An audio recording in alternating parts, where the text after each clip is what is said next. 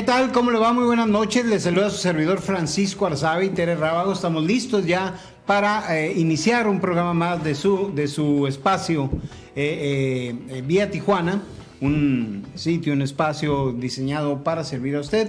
Tenemos temas muy importantes que compartir con usted esta noche y bueno, le doy la bienvenida a Tere Rábago. Tere, bienvenida. ¿Qué tal, Francisco? Muy buenas tardes a todos ustedes, bienvenidos y como siempre, todas estas tardes los invitamos a que nos acompañen a través de nuestras redes sociales Vía Tijuana Producciones y Estudio I en Facebook, también en nuestro sitio de internet viatijuana.com, además en el canal de YouTube Vía Tijuana. El teléfono del estudio está a sus órdenes y es el 664-830-5321.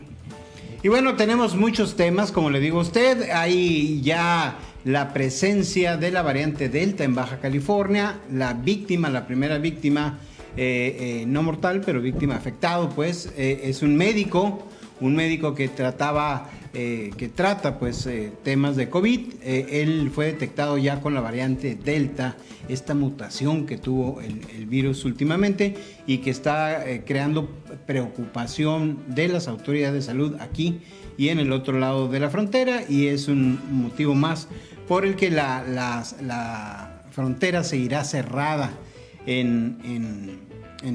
por lo menos este mes. Realmente se veía muy difícil, se sigue viendo difícil, incluso que el siguiente mes se abra la frontera, pero bueno, pues es parte del protocolo que platicamos, que no platicamos, que se da, que no se da. En fin, la frontera, no se hagan ilusiones próximamente porque seguirá cerrada.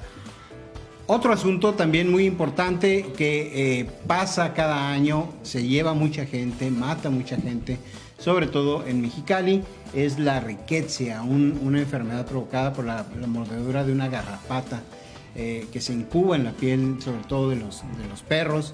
Esta enfermedad brinca a los humanos y si no se detecta a tiempo puede ser mortal, como cada año se ve, y bueno, ya hay un aumento importante de casos de rickettsia en Baja California. Vamos a hablar también con el maestro Moisés Saldana, quien es experto en tanatología, un tema sensible sin duda en estos tiempos de COVID. Vamos a hacer la pausa comercial, no se vayan, estamos arrancando aquí en Vía Tijuana, donde el protagonista es usted.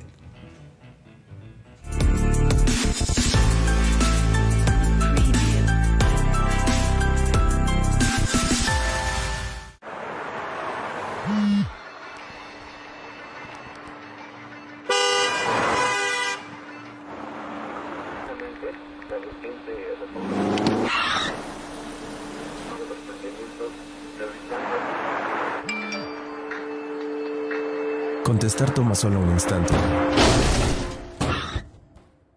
Un accidente puede ocurrir aún más rápido. No arruines tu vida ni la de los demás. Secretaría de Salud, Gobierno de la República.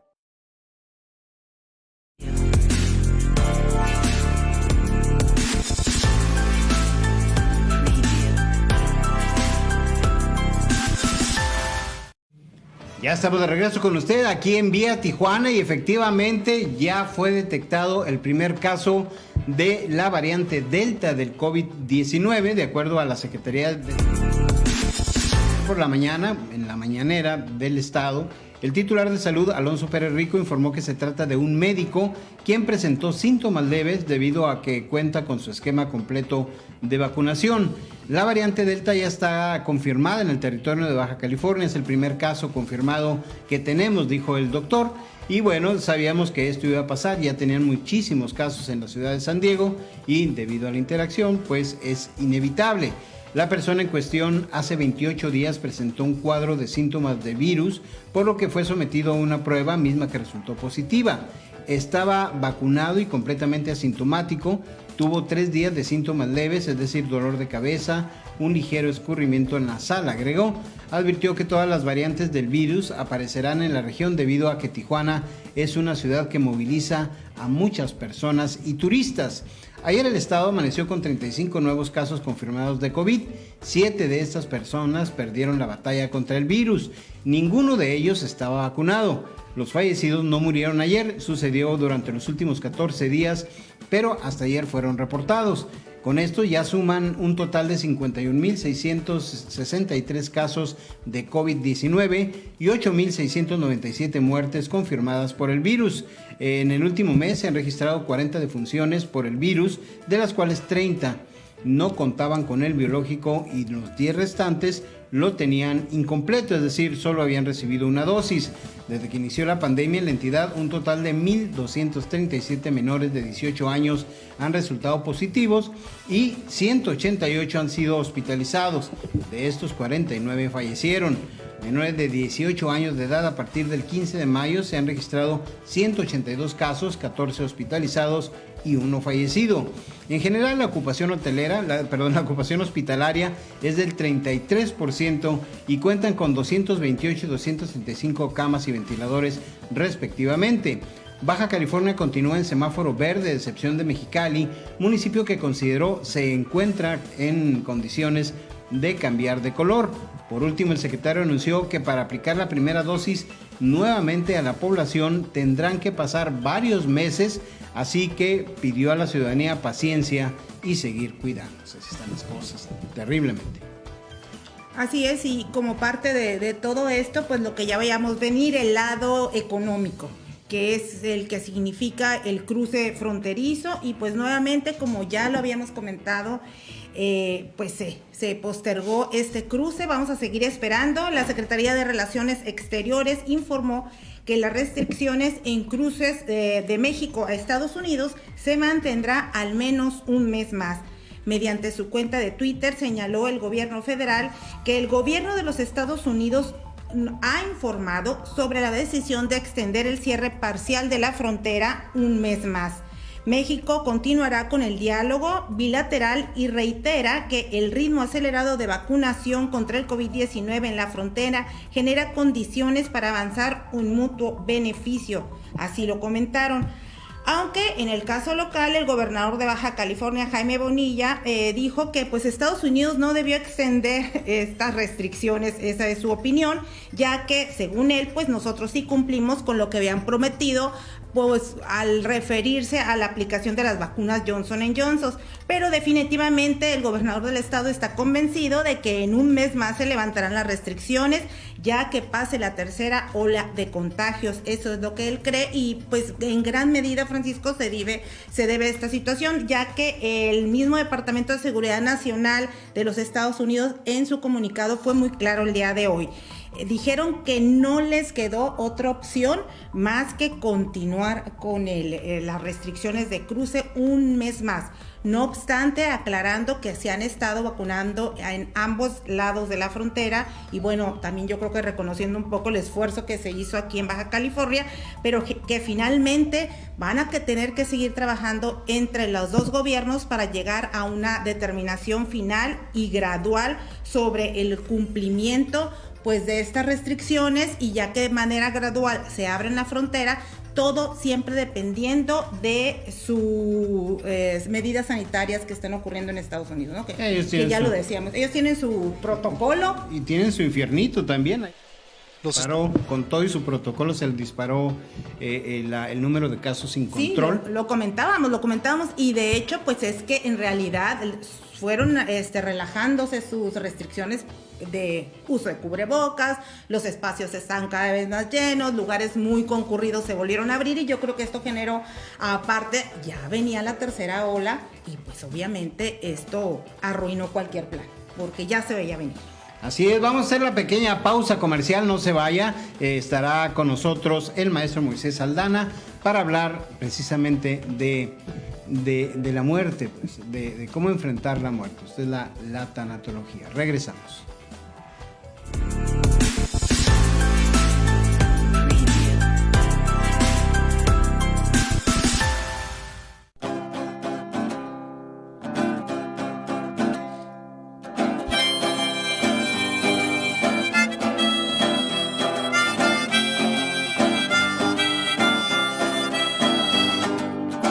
La ciudad gira y gira, que gira sin poderse detener, y pasan cosas que debemos saber. Ve a Tijuana, es la opción aquí donde empieza esta grande nación. Es Ve a Tijuana en tu televisor. Con entrevistas, reportajes, deportes y aconteceres sociales, política y eventos culturales. Es Vía Tijuana en tu televisor. Yeah.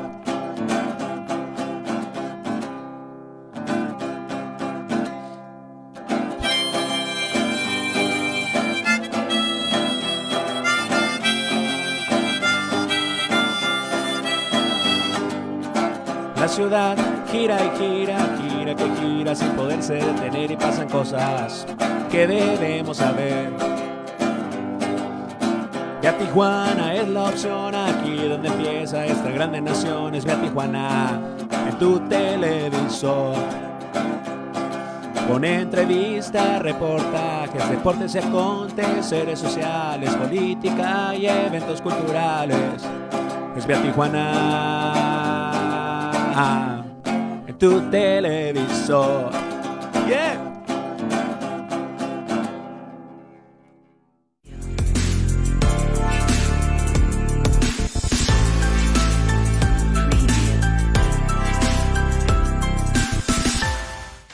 Ya estamos de regreso con usted aquí en Vía Tijuana. Gracias a la gente que ya se comunica con nosotros, a la gente que nos está dejando sus mensajes y a la gente que nos hace el favor de compartir esta transmisión. Gracias a todos ellos. Ya sabe, este espacio lo hacemos únicamente para servir a usted. Y bueno, esta tarde tengo la visita del maestro Moisés Aldana. Él es tanatólogo. Bueno, es muchas cosas, tiene muchas carreras, es un hombre sumamente preparado y viene a hablarnos de un tema muy sensible que más en estos tiempos adquiere un nuevo significado, una nueva intensidad y una nueva cercanía, que es la muerte y cómo enfrentar la muerte. Es un tema que lo vemos de cerca, de lejos y en carne propia. Bienvenido, maestro. Muchas gracias, Francisco, por el espacio que nos brindas. La verdad que alabo tu esfuerzo y sobre todo tu trayectoria periodística. La verdad que sabemos, los que sabemos quién es Francisco Arzabe, sabemos el esfuerzo que estás haciendo y la labor periodística tan limpia y tan imparcial que realizan, ¿no? Y gracias por la invitación nuevamente, te lo reitero. El tema de la muerte es un tema muy interesante porque si algo vamos a enfrentar todos los seres humanos es la muerte.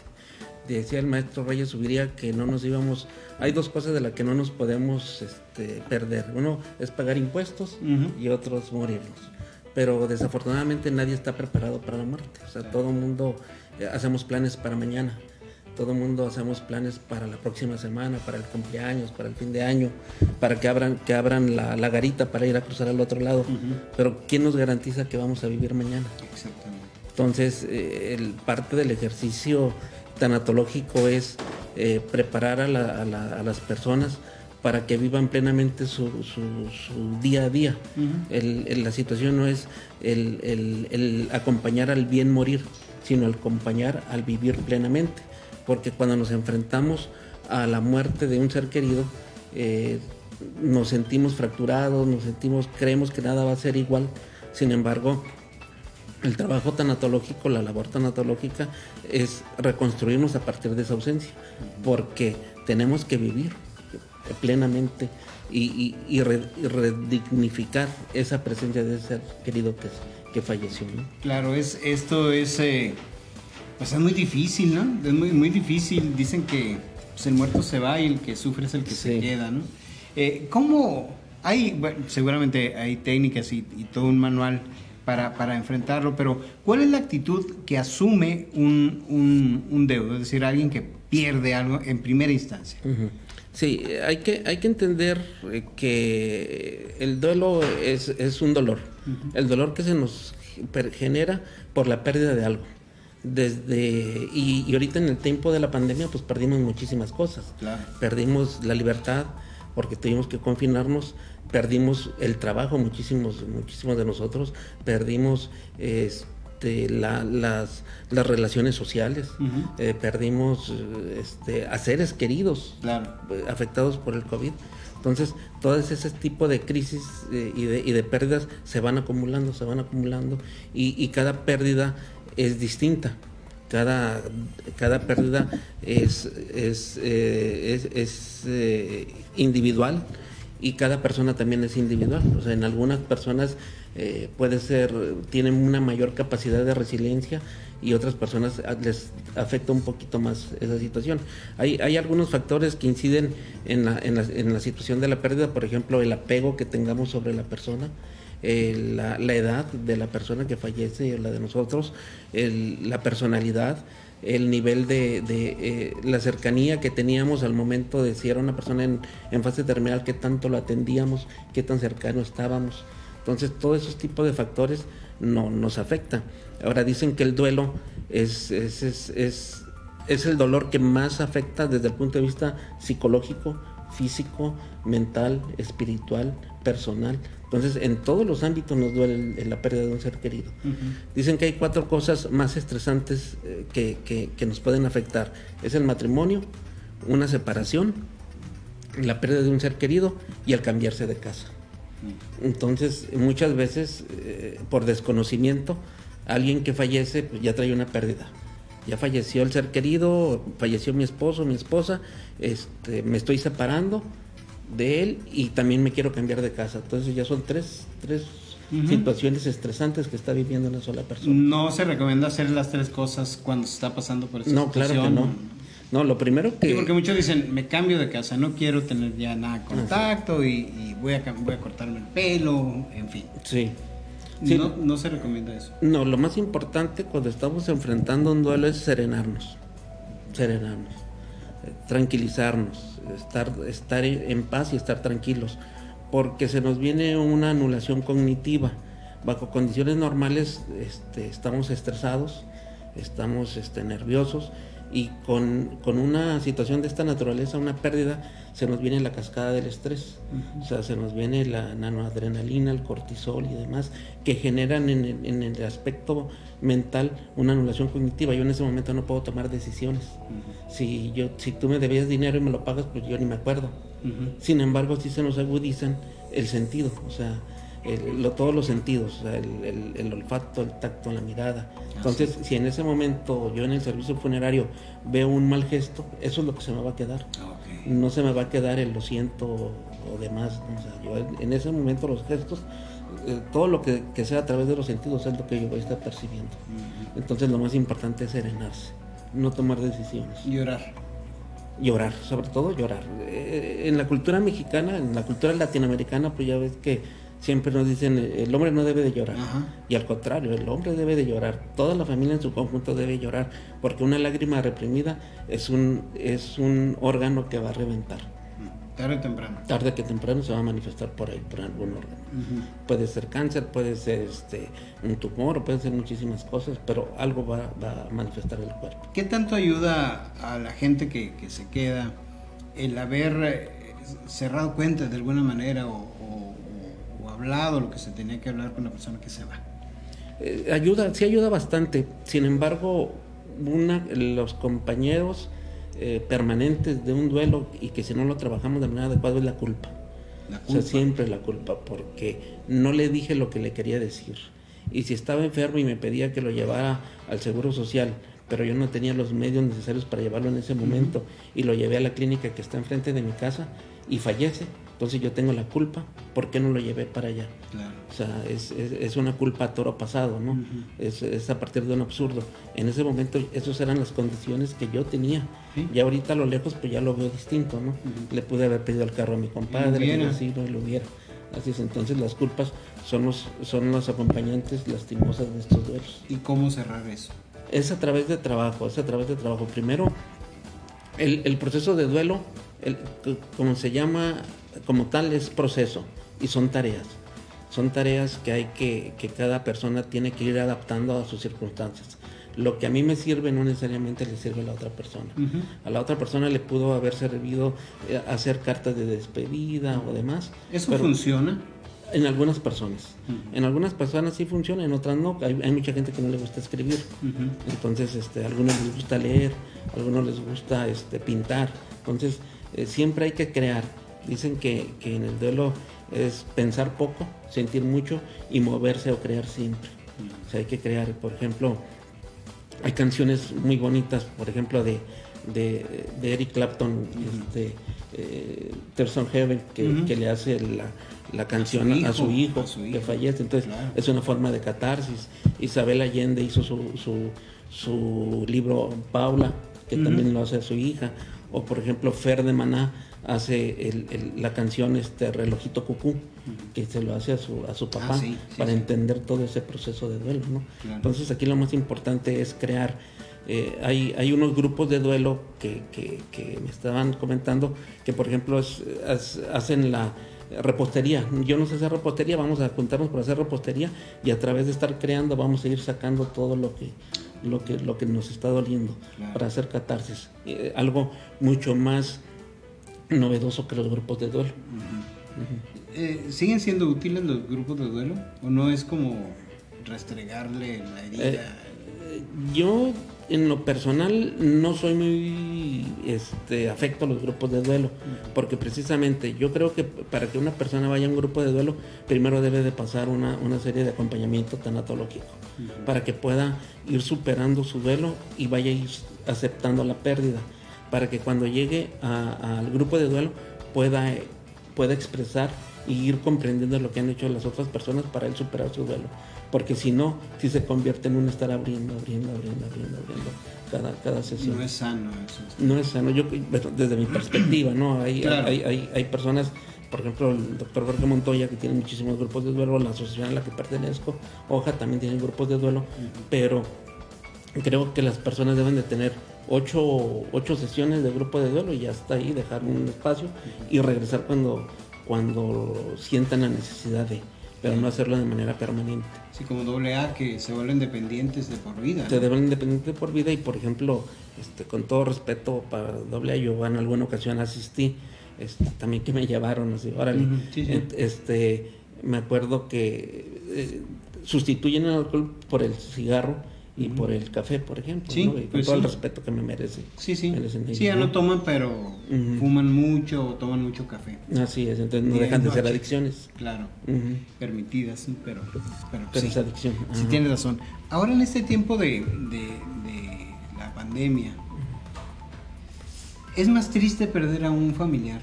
Quiero decir porque yo que reviso las noticias me doy cuenta que a veces cuando es COVID, muerte por COVID, cierran en muchos casos el féretro y la familia no los vuelve a ver. ¿No es doblemente triste esto? Sí, es un poquito más complicado porque bajo esta pandemia, en el caso del Hospital General, por ejemplo, los llevaron al Hospital General y ya yo les aviso cómo va a estar y ya en el peor de los casos en que había fallecimiento, ya no lo volvimos a ver hasta la funeraria, cuando nos dejaban que abre la bolsa, identifica lo que es él, sí, en el mejor de los casos, no, pues sí es, y ya está la funeraria, que no se podía abrir el féretro, ¿no? Ya no. Entonces eso, y aquí están las cenizas. Entonces eso de alguna manera genera un duelo que nosotros llamamos duelo ambiguo, que se da, por ejemplo, en las personas que tienen Alzheimer, que van olvidando a la persona, ¿no? O sea, van perdiendo poco a poco su capacidad y están, pero no están. O sea, están físicamente, pero no están emocionalmente. O las personas de los desaparecidos, que ellos no están físicamente, claro, pero sí están espiritualmente, porque yo tengo la convicción de que está vivo y de que va a regresar. O por ejemplo en las separaciones de pareja, donde yo digo, pues ya no estamos físicamente como pareja, pero él está ahí o ella está ahí y a lo mejor podemos otra vez reiniciar la relación, ¿no? Entonces en este tipo de duelos también es ambiguo, porque yo tengo de que a lo mejor no sea él. Claro. Entonces, sí, con esa esperanza viven los familiares de los desaparecidos. Así es. Entonces son de los amigos, por eso los 43 de Ayotzinapa es una lucha permanente, porque hay la esperanza de que van a aparecer. Yo estuve atendiendo a una pacientita que su hijo en Sonora desapareció. Y ella tenía la esperanza de que iba a aparecer, porque en la costumbre de ese pueblo bajaban los narcotraficantes, se los llevaban a la sierra a la pizca, y que luego los soltaban los 3, 4, 5 meses. Entonces ella tenía esa esperanza, pero ya habían pasado 2 años y era prácticamente imposible, ¿no? Entonces sí, todo ese tipo de situaciones generan duelos, generan todo ese proceso complicado. Ahora, bajo las circunstancias que estamos ahorita en Tijuana, se vienen crisis concurrentes. Por ejemplo, ¿cuál sería? Ahorita nos impacta que sean los menores de edad los que se vayan a empezar a enfermar. Y todos tenemos hijos menores de edad, ¿no? Sí. Entonces, de alguna manera es una crisis concurrente y empezamos a echar a andar la maquinita y a generar esa preocupación. La otra crisis concurrente son los grados pandémicos de la inseguridad que se están dando. Entonces, tenemos una experiencia que se ventiló a través de las noticias de la señorita, de la muchachita que fue asesinada hace 2 días saliendo del Summit siglo XXI, donde ella realizando un trabajo limpio y desarrollando su trabajo, que vendía teléfonos, le arrebatan la vida inmediatamente. Entonces estamos ante esa criminalidad, ante esa inseguridad de la cual todos estamos expuestos, ¿no? Claro. Entonces, por un lado tenemos el COVID, por otro lado tenemos la inseguridad, por otro lado tenemos la situación económica. Entonces, bajo esa perspectiva podemos considerar que Tijuana es una ciudad en duelo, y no nomás Tijuana, sino todo el país. Todo el país, definitivamente. ¿Dónde te podemos encontrar? ¿Dónde te puede encontrar la gente que necesite de tu ayuda? Con mucho gusto, pues en Facebook tengo mi página personal, pero con gusto los acepto, Moisés Aldana Pérez, o te dejo mi número de teléfono, lo doy al aire, 664-109-4277. Y ahí con mucho gusto hacemos el acompañamiento tanatológico. Y de una manera muy accesible, lo que te comentaba, nos dicen que hay que cobrar porque pues finalmente nuestra carrera, la maestría nos tuvo un costo, el diplomado tuvo un costo, pero yo creo que en el tema tanatológico debemos de ser mucho más sensibles. Yo no puedo estarle diciendo a una persona que es tal cantidad después de que gastó muchísimo en el tema de COVID, porque el COVID fue caro. Desde comprar el oxímetro, el oxímetro y el oxígeno, encontrar el oxígeno y encontrar dónde, y luego que te pedían un voucher o una cantidad para poderte recibir a tu familiar en los hospitales privados. Fue carísimo. Entonces, y el COVID nos generó ansiedad. Todos los que tuvimos COVID nos generó ansiedad porque nos enfrentamos a la muerte. No teníamos la certeza si íbamos a vivir o no a vivir y cómo iba a quedar nuestra familia. Entonces tenemos que ir trabajando esas pérdidas para fortalecer esa resiliencia ya innata que adquirimos, ¿no? Y además aprender a vivir, Y aprender a vivir, sobre todo. O sea, ¿qué es lo de aprender a vivir? Que ahorita sería lo más interesante. Es agradecer a mi familia porque está conmigo, porque me apoya, porque me guía, agradecer a Dios, agradecer a un nuevo día, o sea, agradecer a mis compañeros de trabajo, agradecer que tengo trabajo, agradecer, decirle a la persona querida o a la persona que está junto a mí, te amo, el amar, que no nos cueste trabajo decir el amar, el decir lo siento, ¿verdad? Y agradecer, te digo, agradecer es lo más importante. Pues yo te agradezco a ti esta charla tan profunda y tan humana. Y ojalá que tengas mucho éxito y que sigas ayudando a mucha gente. Eso esperamos, claro que es nuestro sentido de vida. Gracias Moisés, maestro Moisés, experto en tanatología. Y bueno, si usted no alcanzó a copiar el teléfono, mándenos un mensaje a Vía Tijuana Producciones. Aquí nosotros le damos los datos del maestro para que encuentre, a lo mejor anda buscando ayuda y aquí está la. Así es. Gracias, Moisés. Vamos a la pausa comercial, no se vaya. Esto es Vía Tijuana y aquí el protagonista es usted. Regresamos.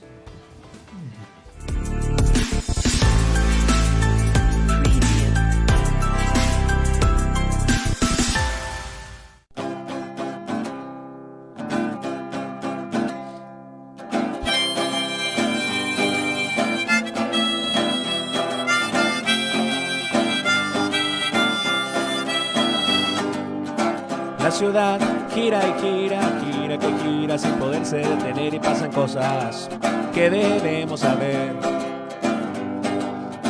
Vía Tijuana es la opción, aquí donde empieza esta grande nación. Es Vía Tijuana en tu televisor. Pone entrevistas, reportajes, deportes y aconteceres sociales, política y eventos culturales. Es Vía Tijuana en tu televisor. Yeah.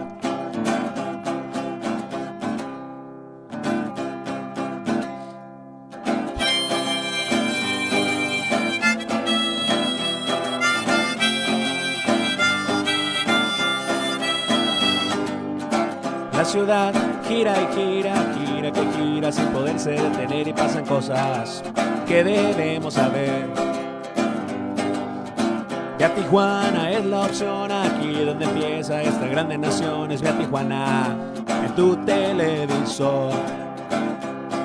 Pone entrevistas, reportajes, deportes y aconteceres sociales, política y eventos culturales. Es Vía Tijuana en tu televisor. Yeah.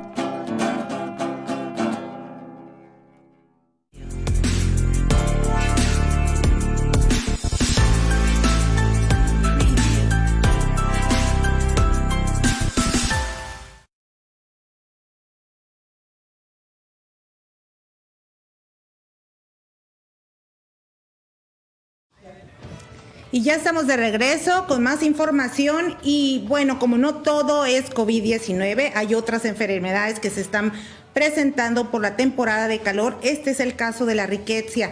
Según cifras proporcionadas por la Secretaría de Salud, de contagios y fallecimientos por riqueciosis dentro de los primeros 7 meses del 2021 ya superan al año pasado, situación que se encuentra presente en todo el estado.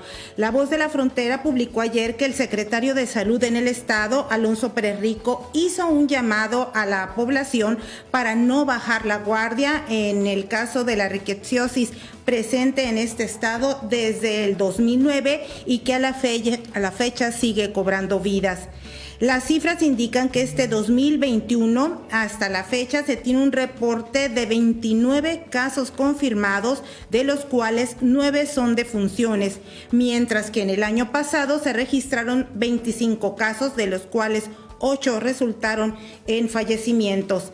De los casos registrados en el 2021, 9 son de la jurisdicción de Mexicali, que comprende San Felipe y su valle, también de la jurisdicción de Tijuana, playas de Rosarito y Tecate, y de la jurisdicción 3, que es Ensenada, y otro más en la jurisdicción 4 de Vicente Guerrero o San Quintín. En relación a las defunciones, 4 de la jurisdicción de Mexicali, 4 de la jurisdicción de Tijuana y 1 más de Ensenada. La Secretaría de Salud informó que son factores de riesgo tener piso de tierra, en que la casa esté hecha de materiales mixtos, el no tener un cerco propio en la casa que evite que su mascota, en este caso el perro, salga y se infeste de garrapatas en la calle al tener cachorros o basura en los patios, y basura en los patios. Se tiene que evitar pues tener muebles o colchones o sillones en el patio. Se debe fumigar de manera regular dentro y fuera de la vivienda y desparasitar y mantener la higiene de las mascotas. Cabe destacar que es muy familiar para nosotros la enfermedad de la riqueza. Esta es provocada por una bacteria que se adquiere a través de la picadura de la garrapata, muy muy común, como les comentábamos, en esta temporada del año. Usted tiene que estar muy pendiente. Si mucha gente no se da cuenta siquiera, Francisco, que lo picó, hay gente que trae la garrapata ahí y no se da cuenta, porque generalmente son en partes muy escondidas o difíciles de alcanzar, de revisar. Entonces es recomendable que si sospecha que pudo haber sido picado por una garrapata, esté pendiente de los síntomas, porque un síntoma puede ser como el de cualquier infección: dolor de cabeza, dolor de estómago, fiebre, y lo que se recomienda es que se haga un análisis de sangre para diagnosticar y saber propiamente y atacar sobre todo a tiempo la enfermedad y que no termine en una desgracia, como vemos los casos que han aumentado de las defunciones por la picadura de garrapata. Sí, antes se pensaba en el Santoral, una colonia marginal de Mexicali, pero con el paso del tiempo se han registrado casos en Ensenada, en Tijuana y en todo el estado. es importante que limpie los lotes baldíos. Si tiene llantas viejas con agua, vacíelas, limpie todo, porque estos son lugares propicios pues para la sobrevivencia de las garrapatas. También si tiene animales, pues límpielos, revíselos, llévenlos al veterinario, porque es ahí donde ellos se incuban sus huevos y después brincan al humano. Si usted tiene una picazón, es muy característico el piquete de rickettsiosis, porque es el piquete central y una serie de piquetitos en círculo, el que deja la garrapata no pica, la garrapata muerde. Entonces, si usted fue mordido por una garrapata, entonces es importante que se cuide.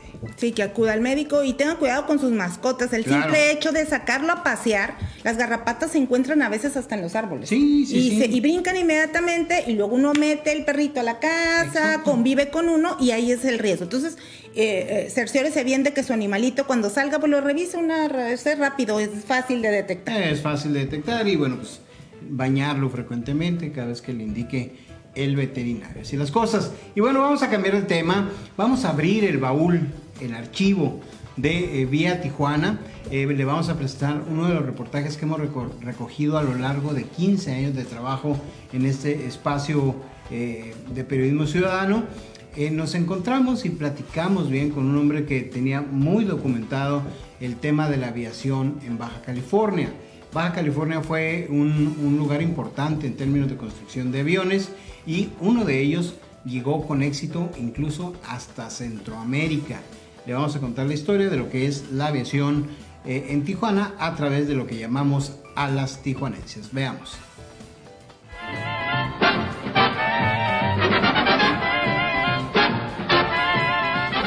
La cara progresista de la Tijuana de los años 20 se mostró vía aérea. Mientras la leyenda negra de Tijuana se comenzaba a tejer, surgió la Compañía Aérea de Construcción y Transporte Sociedad Anónima, encabezada por Abelardo L. Rodríguez, con la misión de construir aviones que sacaran a la ciudad de su aislamiento territorial con el resto del país. Y él, siendo socio capitalista, se inicia con 40,000 pesos, en aquel tiempo eran $20,000, y contratan a uno de los mejores pilotos de la República en ese momento, que era el piloto aviador Luis Farell. Y también contratan a un constructor de aviones que es José Flavio Rivera. Forman precisamente esta compañía aérea de construcción y transporte. Y eso fue en noviembre de 1927. Y en un local, en un edificio que era de lámina acanalada, que originalmente era almacén de trigo, y estaba localizada en la zona norte. En 1928, ya con todo dispuesto, la fábrica de aviones comenzó su trabajo y en pocos meses produjo sus primeras aeronaves, bautizadas como Baja California 1 y 2. En enero empiezan la construcción de la Baja California 1 y tardan 3 meses en construirlo. Entonces, enero, febrero, marzo. Y en marzo lo terminan, y en marzo se inicia la fabricación del Baja California 2 y se termina en mayo. Ahí se construyen 2 aviones. Poco después, la fábrica se trasladó a la calle Constitución entre Octava y Novena, donde ahora se encuentran los talleres municipales, a un lado de donde estuvo la cárcel de la calle 8. En ese lugar se construyó el Baja California 3. Y lo toma el general Joaquín Amaro, que en ese momento era secretario de Guerra y Marina, y se lo lleva a México, y él hace varios vuelos, visitando varias ciudades que era parte de su trabajo, ¿no? Inclusive manda una felicitación al constructor, donde le dice que saliendo de México a San Luis Potosí salieron 2 aviones, el Baja California 3 y otro avión de correos al mismo tiempo, y él llegó con media hora de anticipación. Pero los 3 aviones tuvieron diferentes usos y destinos. Mientras que el Baja California 1 se utilizó para transporte de correo y observación militar, Baja California 2 fue el que le dio a Tijuana fama internacional. El número 2 es el que nos da más gloria, no nada más a la República Mexicana, sino también al Estado y sobre todo a Tijuana, ya que hizo vuelos sin escalas de la ciudad de Mexicali, para ser más exacto, de la Laguna Salada, a la Ciudad de México, haciendo un tiempo aproximadamente de 14 horas y feria, 14 horas como 40 minutos. Y de ahí después, al par de meses después, hace otro vuelo sin escalas a La Habana, Cuba. Durante los años 20, la llegada a Cuba de cualquier avión de procedencia extranjera constituía una noticia de palpitante actualidad, y el público y la prensa encomiaban elogiosamente la hazaña de volar por los cielos del mundo.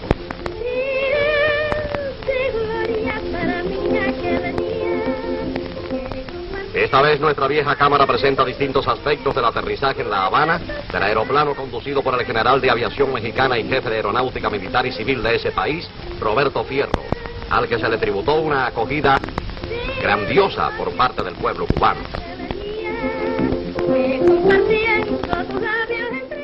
Y de ahí desciende, baja a la América del Central, visitando Guatemala, Honduras, San Salvador, Costa Rica y Panamá. Además, se recibieron felicitaciones de Francia y de Estados Unidos por esos vuelos. Fue reconocido internacionalmente. Y hay un general, se le ocurre hacer otro vuelo con el mismo avión, pero con diferente piloto, de la ciudad de Mexicali, o sea, la Laguna Salada, hasta Mérida, Yucatán. Es decir, casi viene siendo el doble de tiempo, ¿no? Y de distancia. El piloto que nombran es Miguel Colorado Cupido. Como a las 6 o 7 horas de vuelo, le falla el motor y cae en los bosques de la sierra antes de llegar a Culiacán. Aunque en el accidente no hubo víctimas fatales, el avión quedó abandonado y fue hasta tiempo después que se rescató y se trajo a Tijuana para su reparación, pero nunca volvió a volar. El Baja California 3 tuvo un destino similar. Tuvo un accidente, recordamos que lo utilizaba Joaquín Amaro en Jalisco, y entonces el fabricante lo manda a pedir, estaba averiado pero podría reconstruirse, y se lo mandan aquí a Tijuana vía ferrocarril, desde luego, y él lo arregla, lo reconstruye, y para probarlo se lo lleva aquí a Rosarito, no a la playa, no a la arena, sino que donde estaban antes los campos tomateros, ahí donde está Pemex, por ahí cerquita, muy cerca de ahí. Y lo arreglan, lo cargan gasolina y tratan de despegar. Nada más que el avión subía poquito, unos cuantos metros, volvía a caer, otra vez volvía a subir, volvía a caer, hasta que en un momento una llanta cae en un bache grande, cae, el ala pega en tierra, se declina, el ala cae en tierra y da vuelta y se azota contra la tierra. Ahí muere el piloto, el piloto no, el que ayudó a fabricar, el que ayudó a restaurarlo, un norteamericano llamado Ayers, muere en el hospital de San Diego. El piloto es M-O-U-R, Moore, se está ahí hospitalizado 2 semanas, y un mecánico mexicano, Figueroa, que nada más un dedo torcido, es todo lo que pasó. Y ahí quedó el avión abandonado también, ya no hicieron nada por él, ahí la gente comenzó a quitarle partes. Debido al reconocimiento internacional, la fábrica de aviones de Tijuana recibió muchos pedidos, pero la recesión en Estados Unidos en 1929, que arrastró a otros países, le cortó las alas. La crisis que hubo en el 29-30, que fue más grande que la que estamos padeciendo actualmente.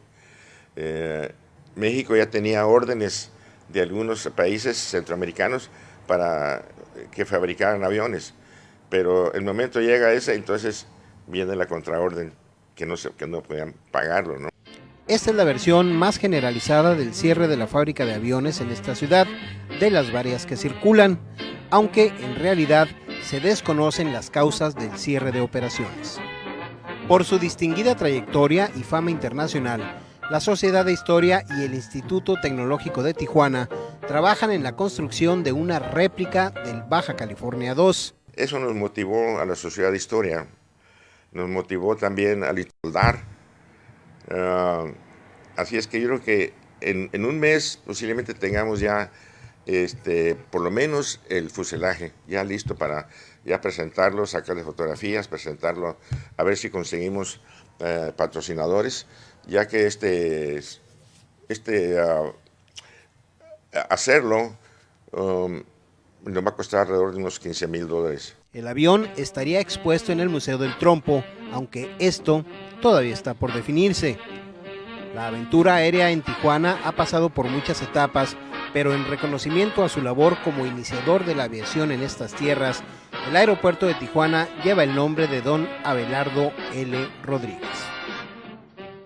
Francisco Arzabe, Vía Tijuana. Y después de este recorrido por el pasado, una historia muy interesante de lo que ha sucedido en nuestro estado, pues vamos a pasar al lado triste, a la realidad. Contrario a lo que las autoridades estatales indican, que la ola de homicidios en la ciudad se debe a pugnas entre narcomenudistas y no llega a la población civil, ciudadanos indican que la percepción de inseguridad aumenta porque los asesinatos se registran a todas horas del día. Allá en Camino Verde solo se escuchan balazos en el día, en la madrugada y en la noche. No le queda a uno más que quedarse en la casa y no salir, porque qué tal si voy pasando y me toca. Así comentó Martina, una residente de esa zona.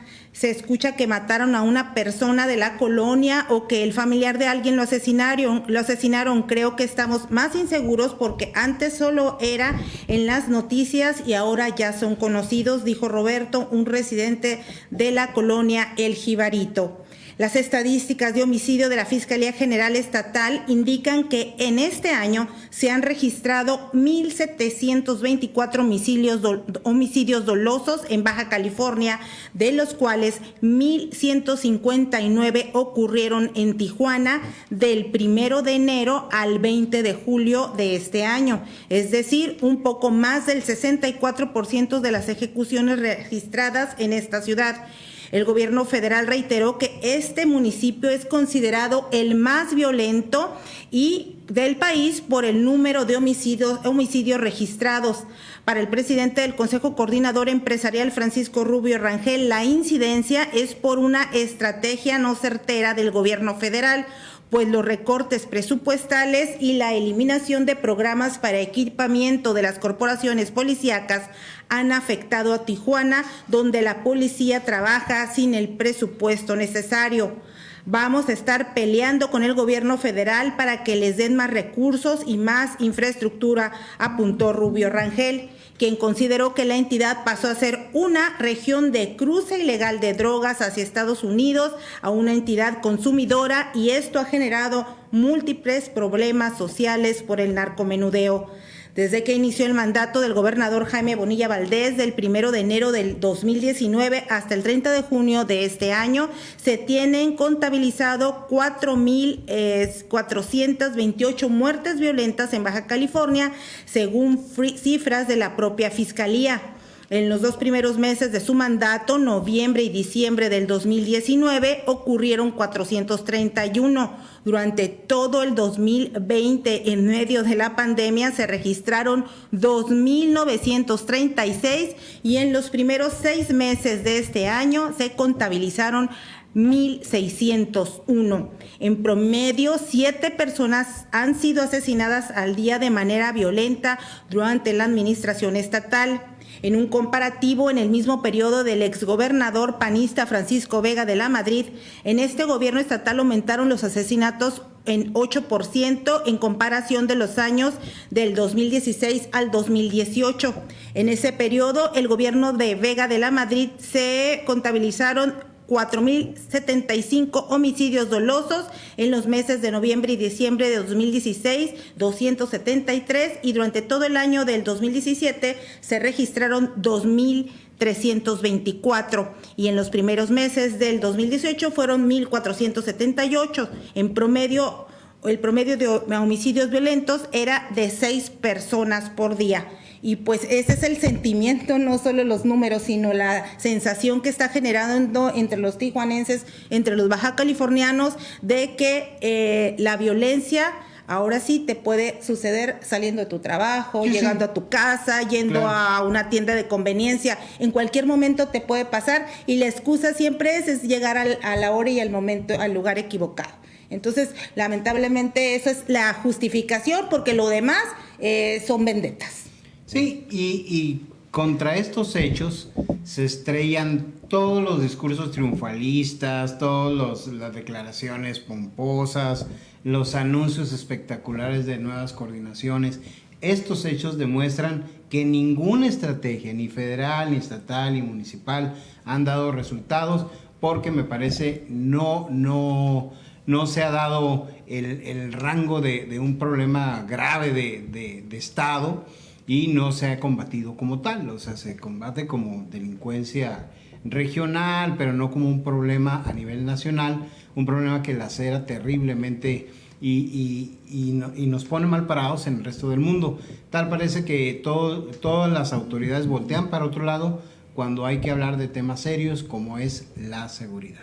Sí, lamentablemente esa es la situación en nuestro estado, y de repente tienen anuncios espectaculares. Ayer tenían rodeada la PGR, claro, porque habían decomisado droga y pura pantalla, a mi manera de ver. El problema está ahí, las muertes están ahí, los feminicidios, la jovencita está saliendo del SWAT Meet siglo XXI, que al forcejear con los delincuentes muere. Es triste, es lamentable que las autoridades no se alcancen a percibir y ser empáticos con sus ciudadanos para protegerlos y que se sientan seguros. Sí, y que no hay una inteligencia, pues no que se esté reaccionando ante el delito, sino que hay una inteligencia policial o hasta preventiva, militar, lo que se llama, claro, prevención. Para atacar de raíz.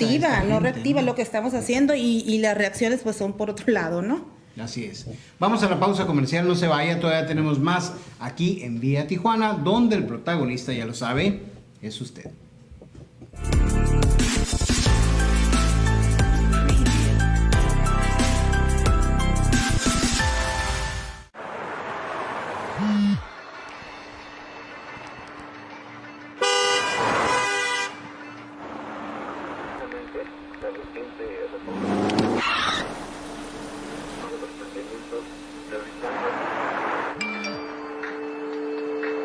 Contestar toma solo un instante. Un accidente puede ocurrir aún más rápido. No arruines tu vida ni la de los demás. Secretaría de Salud, Gobierno de la República.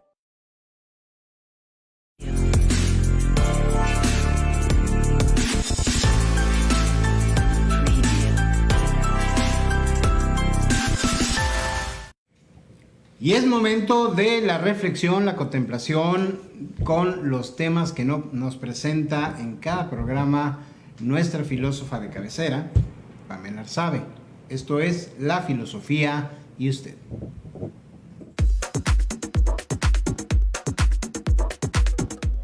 Hola, ¿qué tal? ¿Cómo le va? Mi nombre es Pamela Arsabe, los saludo con muchísimo gusto y le doy la más cálida bienvenida a el espacio diseñado para el encuentro entre la filosofía y usted. Cuando hablamos de los grandes filósofos, inevitablemente recurrimos a la gran civilización griega y a los pensadores europeos. Pero la pregunta sería, ¿hay filosofía en otras partes del mundo? Y lo más interesante, ¿hay filosofía latinoamericana? La respuesta es sí. Es importante mencionar que los pueblos latinoamericanos fueron pueblos conquistados y atravesaron, como el caso de México, un proceso largo y agitado para lograr su independencia. El pasado indígena fue duramente lastimado en la consolidación de las naciones, y las colonias impusieron una lengua, una religión y nuevas normas sociales. El aprendizaje de las teorías políticas, de la ciencia y la tecnología provenían del viejo continente, pero conforme pasaron los siglos, los intelectuales de este lado del mundo empezaron a cuestionar ¿qué somos? ¿Cuál es nuestro papel ante otras naciones? ¿Y cuáles son las verdaderas necesidades e intereses para nuestros países? La filosofía latinoamericana, por marcar un punto temporal, tiene su inicio en el siglo XIX y es una filosofía sumamente práctica, pues los pensadores chilenos, bolivianos, peruanos, argentinos y mexicanos buscaban entender la identidad y trataban de conciliar el indigenismo, el pasado indígena, con el concepto de progreso adoptado de Europa. La filosofía latinoamericana es muy importante, pues nos permite reconocer características que nos son propias, la riqueza cultural y material para defendernos ante un mundo globalizado y reconocernos como competitivos sin perder identidad. Este ha sido mi comentario. Mi nombre es Pamela Arzabe y nos vemos en el siguiente segmento de La Filosofía y Usted. Hasta la próxima.